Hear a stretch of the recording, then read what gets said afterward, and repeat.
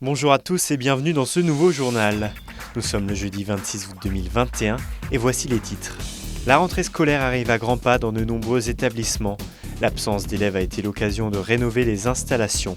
Exemple au collège Jacques Prévert de Gaillard. Le retour sur les parquets de Pro B se confirme pour Aix-Maurienne qui a revu ses ambitions à la hausse. Un nouveau président mais surtout 6 nouveaux joueurs. Sébastien Germain nous dressera les objectifs du club savoyard. À quelques jours de la rentrée scolaire, de nombreux établissements peaufinent les derniers détails en attendant l'arrivée des élèves. Mais pour certaines structures, il y a fort à faire. C'est notamment le cas au collège Jacques Prévert de Gaillard en Haute-Savoie. En cours de réhabilitation depuis 4 ans, l'institut, mis en service en 1972, se devait de subir un petit coup de jeune. Des travaux nécessaires, actuellement en cours de finition et qui devraient laisser place nette juste avant l'arrivée des étudiants. Le nettoyage sera fait pour accueillir nos personnels le 1er septembre dans de bonnes conditions. C'est notre mission. Avec l'équipe de direction, on fait tout pour accueillir les personnels dans les meilleures conditions possibles, pour leur redonner goût et envie et travailler avec nous. Il restera encore les extérieurs, donc qui seront faits l'été prochain. Et on souhaite que ce collège puisse accueillir les élèves de Gaillard dans de très belles conditions de travail et aussi d'accueil environnemental. D'un coût de près de 13 millions d'euros pour ce seul établissement, les chantiers de rénovation sont aujourd'hui fondamentaux afin de faire face à l'explosion du nombre d'habitants en Haute-Savoie. Mais au-delà de l'aspect démographique, la sécurité, les performances techniques et énergétiques et l'accessibilité aux personnes en situation de handicap étaient également à revoir. Les méthodes pédagogiques changent, la demande et le cahier des charges de l'éducation nationale changent et il faut qu'on s'adapte bien entendu à ces changements. On était à Passy ce matin, c'est le cas, Rumilly ça a été le cas, Sénaux c'est le cas, Siongier avec près de 18 millions d'euros c'est le cas également. Et bien entendu il y a aussi la carte scolaire à bien redéfinir pour favoriser la mixité sociale dans tous les collèges et ce qui devrait peut-être aboutir à la création de nouveaux collèges dans les 5 à 10 années qui viennent. Au total, c'est donc un budget de près de 200 millions d'euros qui est alloué en Haute-Savoie à la réhabilitation des collèges, dont près de 38 millions pour cette seule année 2021. Nadine veille à l'entrée du magasin. Sa propriétaire Anaïs est l'une des cofondatrices de The Woof. Avec Alexandra, cette dernière a ouvert cette boutique anécienne entièrement dédiée à nos compagnons à 4 pattes. On a toutes les deux un chien dont on est complètement gaga et pour qui on dépensait beaucoup. Et on achetait beaucoup à l'étranger notamment parce qu'on n'aimait pas forcément ce qu'on trouvait à portée de main en France.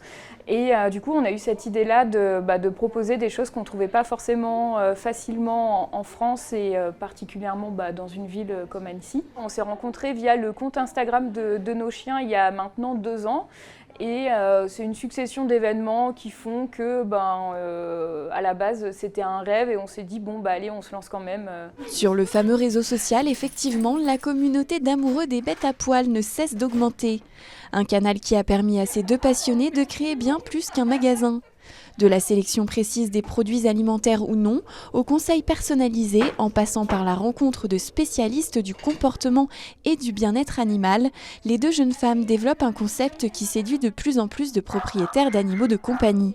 Nous, on a envie aussi de mettre en avant, comme aujourd'hui par exemple, des intervenants qui sont locaux, des marques aussi, quand c'est possible, qui sont françaises. Après, c'est pas toujours évident, mais en tout cas, plutôt des petits créateurs, même quand c'est des créateurs européens, on a plutôt tendance à prendre des petits créateurs que des grosses marques. Ouais. En cette journée mondiale du chien, Anaïs et Alexandra ont voulu marquer le coup, encore une fois dans le but d'accompagner leurs clients dans leur relation avec leurs compagnons.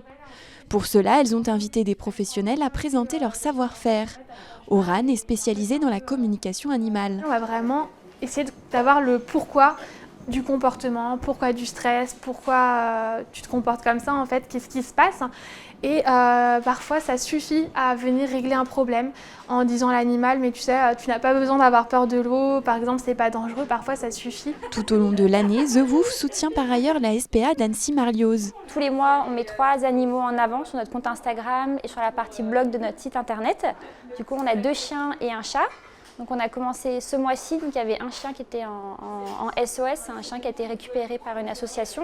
Pour venir en aide à ces chiens et ces chats, une tombola dont les fonds seront reversés à la SPA est aussi organisée par la boutique dès aujourd'hui et jusqu'au week-end. Elle est l'aboutissement d'une passion, celle d'un homme avec la haute montagne. Dans son atelier, il a retrouvé l'essentiel pour créer une montre minimaliste dépassant le traditionnel affichage de l'heure, pour être aujourd'hui en montagne un excellent partenaire pour assurer sa sécurité en anticipant les aléas météorologiques, les pertes de repères, en maximisant l'efficacité d'une randonnée ou d'une course alpine. Dans ce lieu où se côtoient la très haute technologie horlogère et la musique, la jeune entreprise RN Outdoor développe depuis 2018 ses propres circuits électroniques et assemble des montres singulières par la précision des informations qu'elle affiche. Une manufacture au cœur de la cité horlogère genevoise et des séries baptisées Granita ou Theia. La précision de l'altimétrie est quelque chose de fondamental en ce qui concerne le développement de cet objet, ça c'est sûr. On a une asymptote qui est une donnée en fait sur la pression atmosphérique qui en déduit l'altitude avec des compensations en température entre autres. Mais il y a aussi beaucoup de pratiques, donc il faut faire des tests, récupérer les données et les introduire dans cette base de données qui après vont finir dans le processeur. Et le processeur va en déduire, en fonction de ce delta, c'est-à-dire de ces variations, une altimétrie la plus précise possible. Après, bien entendu, il faut tenir compte des saisons, il faut tenir compte est-ce que c'est orageux, etc. Enfin bon, la météo en elle-même. Mais si on fait les choses correctement pour s'en servir, il est vraiment redoutable en termes de précision. Test à l'appui. Récemment, une série Theia exclusive à l'effigie de la Compagnie des Guides de Chamonix, produite en série très limitée, commémore les 200 ans de la prestigieuse institution. Elle affiche l'altitude barométrique, la pression atmosphérique relative et absolue, la vitesse de dénivelé, et embarque une boussole, un inclinomètre de pente et un historique dans un boîtier entièrement en titane.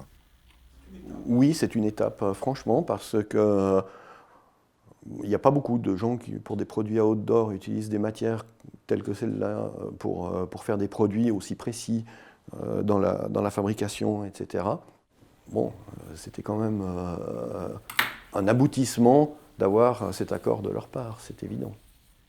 C'est le seul produit dans toute l'histoire de la compagnie qui porte le logo officiel de la Compagnie des Guides de Chamonix. Ça n'existe pas. Il faut être guide pour porter ce blason. C'est très simple. Et c'est le seul produit dans toute l'histoire de cette compagnie qui porte ce logo. C'est vraiment quelque chose, c'est une immense fierté. C'est une immense fierté. Pour RN Outdoor, les enjeux de performance et de sécurité sont plus qu'une priorité en maintenant la poursuite de sa recherche de l'information affichée exacte. Car l'esprit et l'âme de l'entreprise n'est-elle pas largement ouverte à l'aventure ?